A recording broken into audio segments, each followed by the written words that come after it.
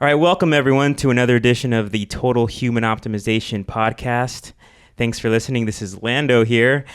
We're going to continue with the Know Your Food series. We have Patty Jacobs of Bastrop Cattle Company, and she's going to talk to us all about grass-fed beef, the process, from their lives to the end, till it gets to your plate. We're going to talk about it all. So welcome, Patty, to the show. I guess first, talk a little bit about yourself and Bastrop Cattle Company, where you started, how you started, and what the aim of your company is. Okay. Well, originally I am a Texan, and we have a ranch in Central Texas. It's been in the family for about 3 generations. I really kind of came back to raising cattle after I'd had another business overseas and everything, and decided that I'd watched my parents raise cattle when I was a kid and really thought that there had to be a better way both to raise the animals and also to make a living for a small family ranch. So what I looked at was where was the market going to, and I saw that it was grass-fed. We're actually a consortium now of 6 family ranches.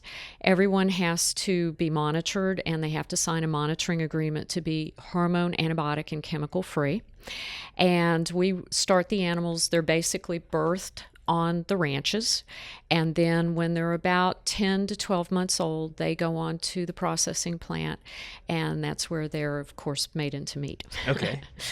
So let's get a little bit more into the beginning process of the cow's life and the difference, because you do things more humane. Yes. And of course, there's a grass-fed aspect, which we'll get more into a little bit later. But what's the difference in a cow's life at a place like yours as opposed to dollar value meat you're getting in the grocery store? Sure. Well, for one thing, and you can be as gruesome and honest as you want. Okay. Tell us exactly what's going on the other side. Well, the big industry will tell you that all beef is grass-fed. And technically that's true because all cattle start out on ranches. The cows are placed there and they have a 9-month gestation period, and they'll have a calf once a year. And so those animals are born in the pasture usually. But at about 8 to 10 months, those animals will be removed in the traditional way of doing agriculture, and they'll be moved to what's called a stocker ranch. And they'll be put on grass for another couple of months to put about another 200 pounds on them. So an animal will leave at 600, it'll go up to 800. And then it's moved into a feedlot. And the feedlots are just massive. They can sometimes have anywhere from 200,000 to 400,000 animals. Wow. And they're slotted into paddocks that are not really large, probably about twice the size or 3 times the size of this room. And the animals are basically forced to eat corn and soy and several other things that are mixed into the feed. Some of that can be chicken poop. It can be chicken feathers because those are all high in protein. The problem is cattle are not basically made to eat anything other than grass. Cattle turn grass, and they're almost the only animal that can, other than your other herbivores like wildebeest or the big herds or the bison, and they can turn it into calories and they can turn it into food. We can't do that, and so what we do is we end up eating the meat to get the sunshine value out of the grass. When you move an animal into a feedlot and you put them on corn and soy and the various mixtures, you radically change their physiology. You're going to change the pH level of their stomachs. You're going to change the bacterial content of their intestines, and you're going to change the minerals and vitamins that are embedded in their muscles and in their fat. So you're getting a very different product than what you get when it comes off of grass. Okay. So on the humane part of things, how does that affect the meat quality? A cow that has a more open, full life, more open place to roam, I guess, and forage and whatever, before it's processed versus one that's put into a feedlot, because I imagine it's not. I mean, cows do have some emotions, so I imagine it's kind of stressful. What does that stress have effect on? Well, on the first meat? of all, it's again, when you stress an animal out, you're going to affect both the quality and the nutrition of the meat. And also, just because the whole industry is built on economics and on volume, you're moving animals through without seeing them as individual animals. My cattle, I can't make pets out of them because obviously they're going on to Can't be give them names. processed. But they are in an open space. They're able to roam. They're able to exercise their muscles. And the thing is when you think of feedlots, kind of think of couch potatoes on steroids and antibiotics. But an animal out in the open is eating the food that it's naturally supposed to have. It's moving around naturally, so it's exercising those muscles. The meat is going to taste very different. It's going to have much more depth to it. It's going to have just a cleaner taste, okay? And again, you don't have animals standing around in their own manure and urine. No matter how you try to keep a feedlot clean, that's what's going to be happening, especially with that many animals. Okay. And so I was reading on your site a little bit something about, and so there's a lot of, like you said, there's a lot of companies that say, well, all beef is grass-fed. But there's something called grass-finished beef and grain-finished beef. And like you were saying, it affects the minerals, vitamins, omega fats, pH levels, if they're grain finished. So what is that finishing Well, process? finishing, and this is where people kind of get confused with labels and everything else. Our particular operation, we do what's called grass-fed. Now, the animals never receive grain. They never receive any kind of feeding amount, not corn, not any kind of grain whatsoever. But they're still suckling a little bit. We process our animals just slightly younger than a lot of grass-finished operations. So we will kill our animals at between 12 and 14 months. Okay. They're usually just coming off the pasture with the cows, so they're suckling a little bit. We had our meat analyzed by an independent laboratory. We were very high in calcium because the calves were still getting about 10% of their nutrition from milk. We were very high in all of the minerals and vitamins, and our omega-3 fatty acid ratio to omega-6 was very high, which is just the reverse when you start talking about your grain-finished animals. The problem with grain-finished is you're basically forcing the animal to eat something that they normally don't eat, and that's to infuse fat into the muscle. And so they want to get a lot of fat in the muscle because that's what they're selling to you when they sell grocery store beef. You need fat, you need it for your brain, you need it for good health, but what you want is fats that are higher in omega-3 fatty acids versus the omega-6s.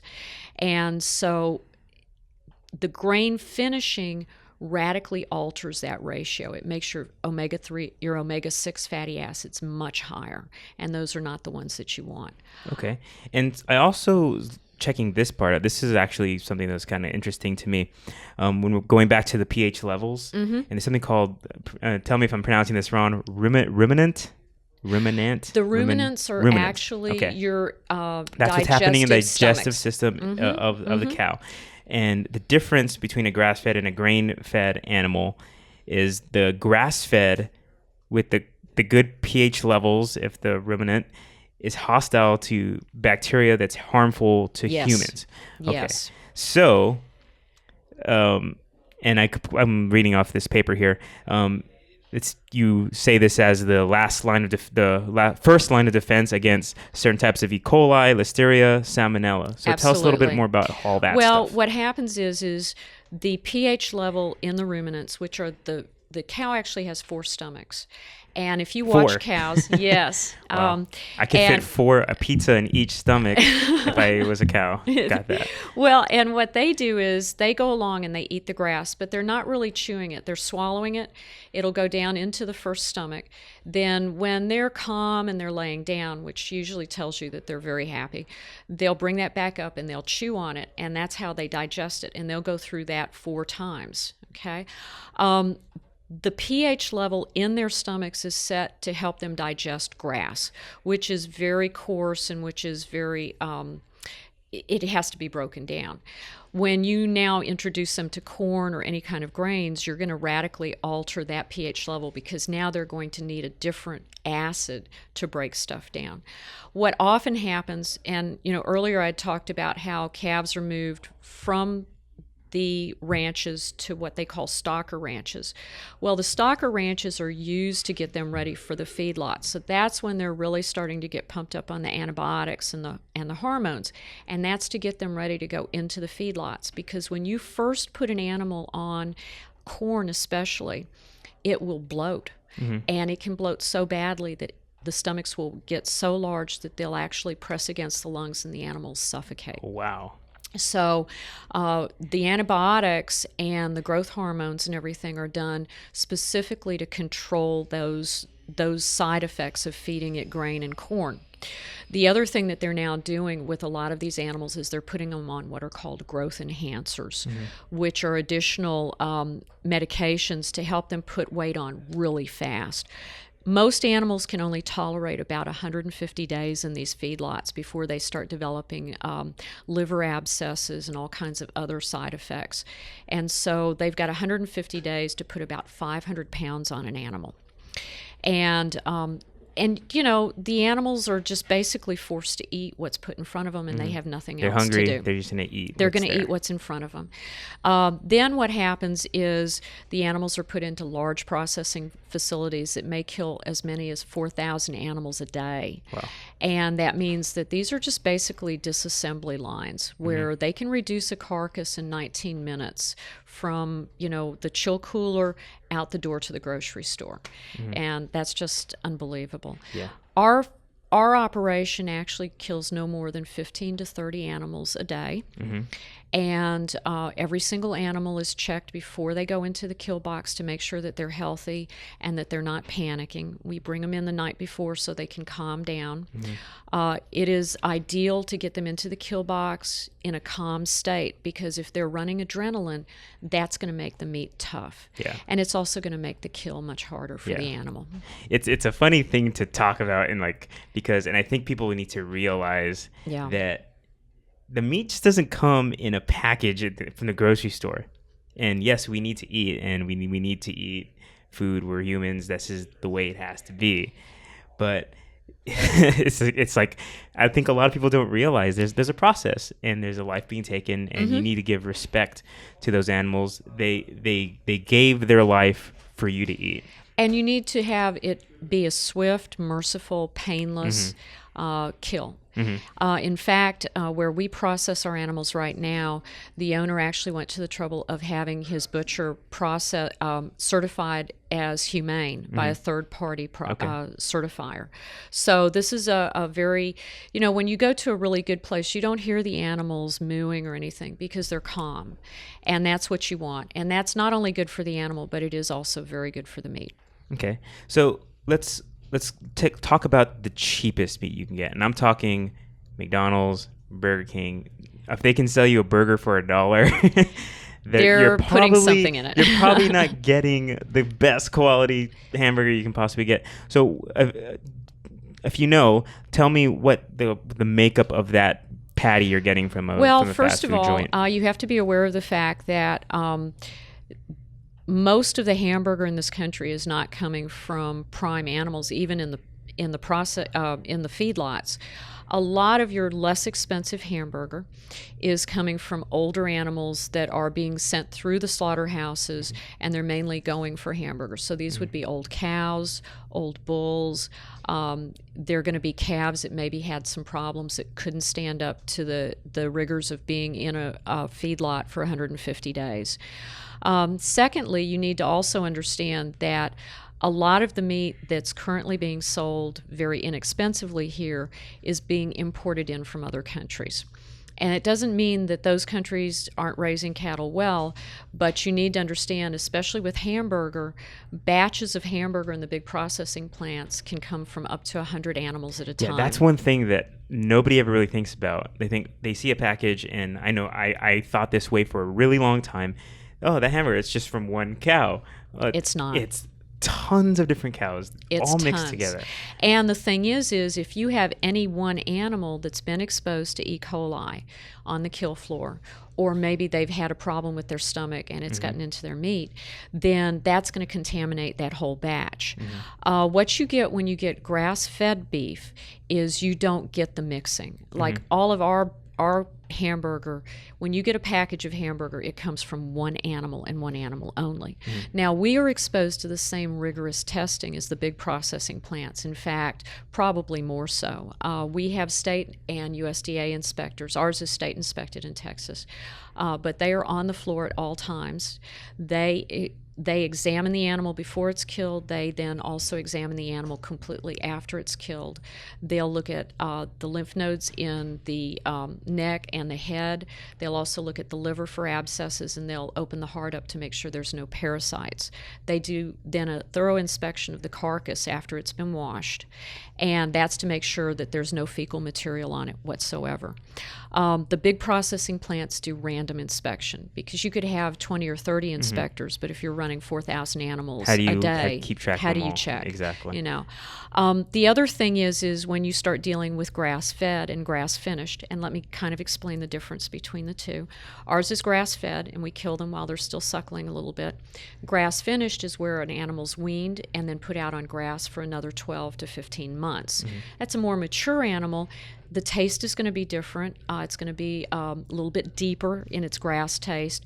But again, all of those animals are in a natural setting. They're eating grass, which is what they're supposed to be eating. And American Grass-Fed Association has regulations for how to raise grass-fed animals and what constitutes grass-fed. And so that's one way of making sure that you're getting a good product, is if their insignia is on a package. We follow their regulations. We're not a member, but we follow all their regulations. And then if you know who's raising the cattle, then you have a much better chance of knowing exactly what they're doing with that meat. For sure. And so another thing I want to get into is the effects on the environment. Like we say, this is our only planet. We got to take care of it. I was reading something about mob grazing. So if you want to talk a little bit about how the difference in grass-fed beef affects the environment, and Sure. Tell us a little bit more what this mob grazing is. Well, first of all, one of the reasons I went into the business that I did was I really felt that there had to be a better way to make a better product.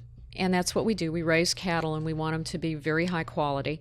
And then I wanted to see how that could extend out to do direct marketing to the consumer and bring more family ranchers back in where this was their full-time job and not something that they were having to hold down another job to support.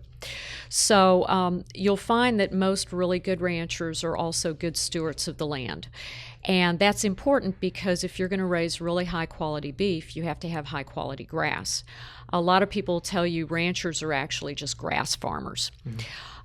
What's developed over the last 15 years is the idea that you need these big animals on the land. If you look at the bison that roamed the high prairies, they roamed in vast numbers, and they would move through an area and they took what was called one bite.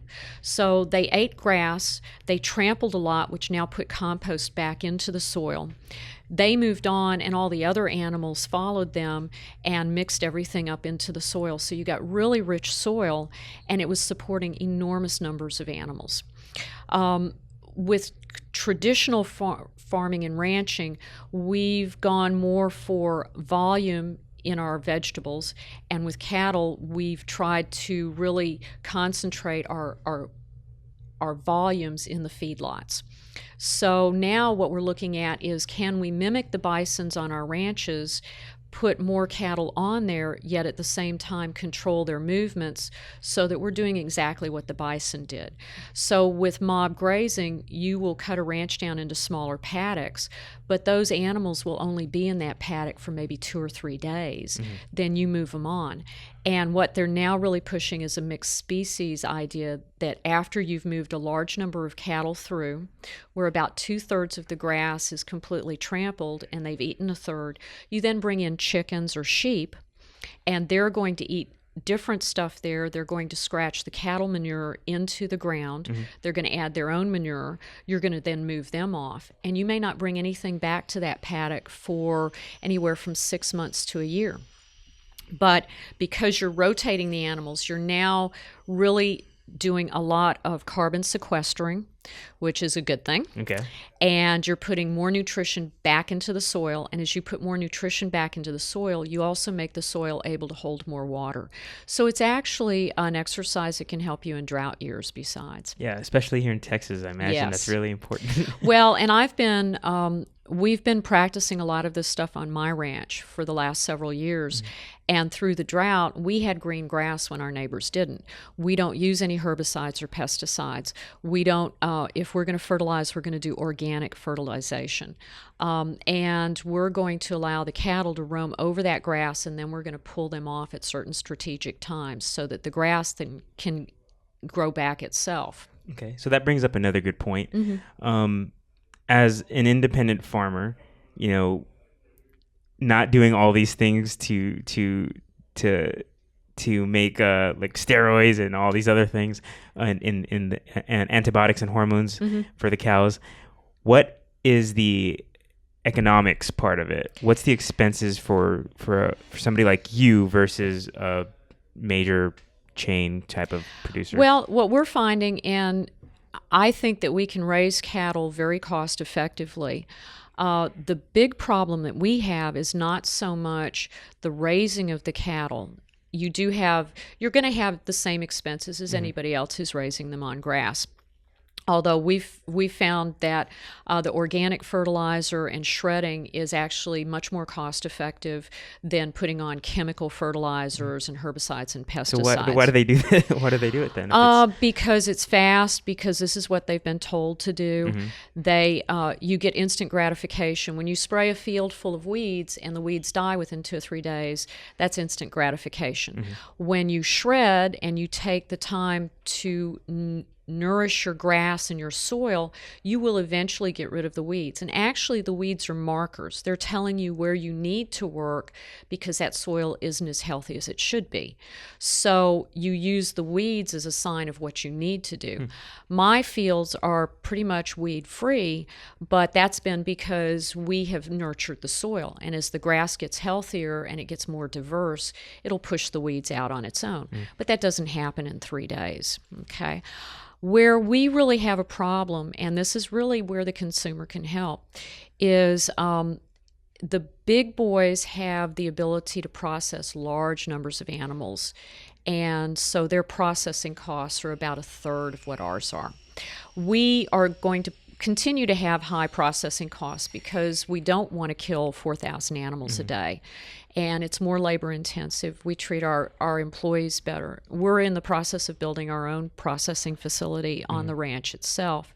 It'll employ at full capacity about 30 people, but they'll be cross-trained. They'll be learning how to do more than just be, an automaton on a disassembly line.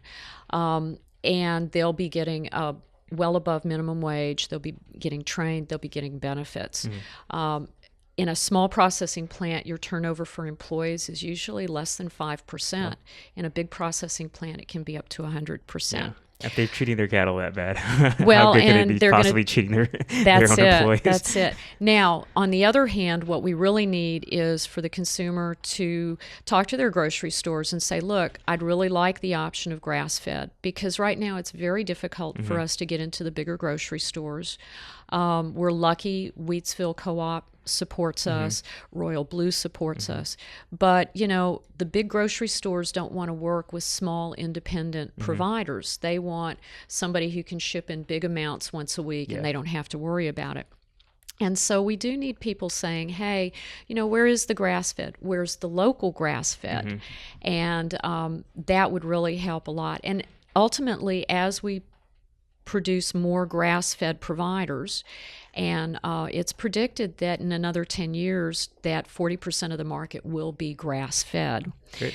Then you'll see those prices stabilize, and you're going to see them kind of come down to around the same price that you're paying for the high-end meat in the grocery stores. For sure. So on going on that subject, You sell your meat to the consumer by a whole cow, half cow. Is that the smallest you can get as a half cow? No, you can buy wholesale and retail from us. Okay. And we can sell by the piece. We are state inspected. Once we've built our own facility, we'll be USDA inspected. And we did that deliberately so we could run roughly 26 different cuts of beef. So we've got everything from hamburger to ribeyes to T-bones, everything. And that does drive the price up because, we have overhead costs just like anybody else would who's doing a small business. But that allows anybody to buy as small amount or as large amount as they want. Okay, so let's talk about that person that wants to buy like a half cow or a whole cow. That's a lot of meat. That's going to last you a long time. Basically, what you're going to get is, and I have a blog that talks about how we would do that and explains, what you get and how you have it cut. Now, we work with the customer to specifically cut it up the way they want to. Okay. We don't sell packages. When you buy a carcass or a half or a whole, we assign that carcass to you, and that's your beef, and we cut it up the way you want. Basically, we sell by hanging weight, and hanging weight is what the carcass weighs when it goes into the chill cooler right after it comes off the kill floor. It will then hang for anywhere from 3 to 10 days, depending on the customer, and there'll be a small amount of shrinkage loss, usually about 2%. And then, depending on how you want it cut up, you can lose another 18% of that hanging weight. But when you buy from us, we will have everything vacuum sealed, including the bones, which are great for bone broth and beef broth. And we'll work with you to make sure that it's cut up the way you want. Great. So what's the best way of storing meat? Because this is where I get weird with whenever I buy any type of meat. Like if you don't use it. What's the refrigeration time? Is like 4 days, 5 days if you get it unfrozen. And that again has to do with why the big processors do what they do. Okay. When they take an animal out of the chill cooler, they're going to disassemble it in 19 minutes into the little nice polyurethane plastic packages that you have. And very often, what they're doing is they're trying to keep as much moisture in that meat as possible because you're buying liquid. You're not buying meat. By the way, what is that little pad of some sort they put under? Well, a lot of times those pads have been just to absorb stuff. What they've done is those pads have been they've been treated with carbon dioxide, and that helps keep the meat red. Oh, that's what those are. Yeah. Always like, whenever I opened a package, and I was like, what is this thing? It's like and that's there's all these little tricks that they do because they've trained people to want really dark, bright red meat. They want you to think that it's fresh. Yeah, because if you have a piece of meat in the fridge and it's a little bit brown and you think it's not, most good, people don't think but that's it's not good true. Anymore. Okay. And so there's a couple of ways you can look at this. Now, we do offer fresh meat at Wheatsville Co-op, South Lamar. They do sell our meat where it hasn't been frozen. Okay. The nice thing, though, about vacuum sealing meat, first of all, with the process that we have is as soon as it's cut, it's vacuum sealed. And once you do that, you're now eliminating the oxygen from the meat.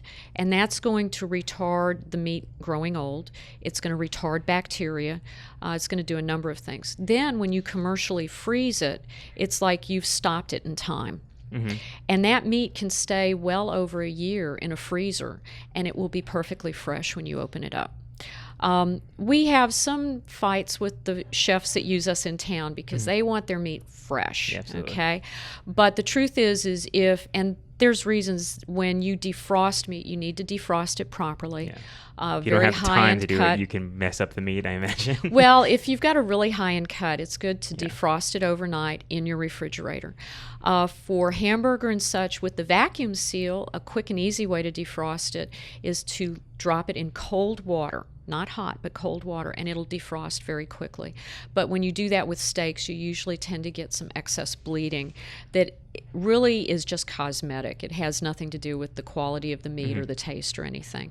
But actually, commercially freezing meat is very hygienic. It will stop the aging process completely, and the meat is very good for over a year, even as long as you keep it frozen. Okay. And I guess we'll move on to what's your favorite cut of meat, and what, in your opinion, is the best way to cook it? Well, a lot of people like the New York strip, which can be very good, but I'm a big ribeye fan, and I like a nice 8-ounce, 6 to 8 ounce bone-out ribeye. What I really like to do is grass-fed beef is, people go, well, it's tougher and all this. Actually, grass-fed meat is more fragile in some ways than your big globbed up piece of meat from the grocery store that's loaded with fat. When you cook that, what you're tasting is the fat. When you cook a piece of grass-fed meat, what you're tasting is the meat. And you need to understand that this is a nice piece of meat, especially ours is kind of considered pastured veal because they're still suckling a little bit. So what I like to do is bring your meat up to room temperature. Okay, and then there's a couple of ways you can do this. If you want to grill it, what you want to do is get a very high heat going under your grill, beat down your embers and everything, but you want a lot of high heat. Grill it for 2 minutes on each side, and this is usually a ribeye that's going to be about 1.25 inches to 2 inches thick, and we can specialty cut for you if you want. And so then you're going to grill it on either side 2 minutes, and that's going to give you a nice rare to medium rare. Okay. Take it off and let it rest for 5 minutes. Put some foil over the top to keep it warm. If you want to cook it a little bit more, move it off of direct heat onto indirect heat on a piece of aluminum foil. Now, if you want to pan fry, and this is what I like to do a lot of times, is use something like olive oil, just a little bit, so that you've got something in your pan. Get your pan hot. Put your ribeye in and let it, sear for about 1.5 to 2 minutes on each side. Then take your pan and put it in the oven. You're going to have the pan turned off, but let it rest for about 5 minutes. Bring it back out. Put the meat on a plate. Go ahead and put 2 pats of really good butter. Okay, real butter, not margarine, in the pan, get it hot, and now put your meat back in and spoon the butter over the meat, okay, and just let it warm the meat up. I'm getting so hungry right now. And then, of course, you're going to take it out, put it on your plate, pour the drippings from the pan onto your steak, let it rest another couple of minutes, foil it, and it's ready. Kyle over here is drooling. He's drooling Close over your there. mouth, dude. So that's awesome. That sounds I didn't know how to make a steak right now. I do. I've been doing it all wrong. Well, and we've got it on the website, so you can check it out. Right so on. we've got recipes and handling information. Great. So I guess another final thing is not everybody's going to have access to a local grass-fed beef producer. Is there anything on a label that they can look for if they're at a grocery store? What you want to look for is grass-fed. If it says natural, understand that under USDA and state inspection requirements, natural only means that there's no hormones and no antibiotics. It does not mean that they haven't finished the animal with grain. What you want to see is grass-fed.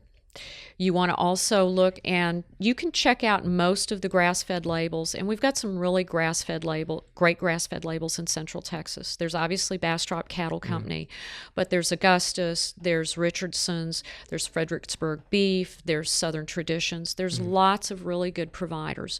Some of them sell just at the farmers markets. Some of them do have some outlets here and there.